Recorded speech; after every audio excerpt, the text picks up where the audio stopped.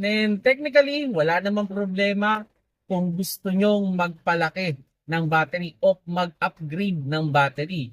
Like for example, NS40 yung nakalagay sa inyo, pwede nyong gawing NS60 yan. Or halimbawa, 1SM yung nakalagay ninyo, pwede nyong gawing 2SM yan. Walang magiging problema yan kasi pareho naman yan mga 12 volts.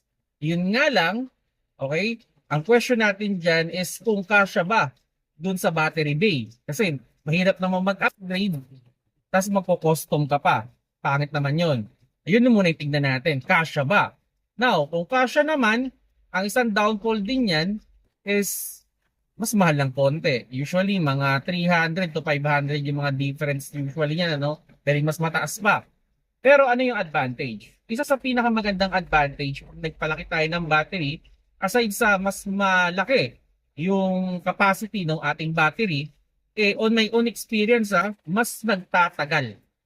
Yun yung experience ko. Mas nagtatagal ang battery pag mas malaki, no? Yung in-upgrade mo.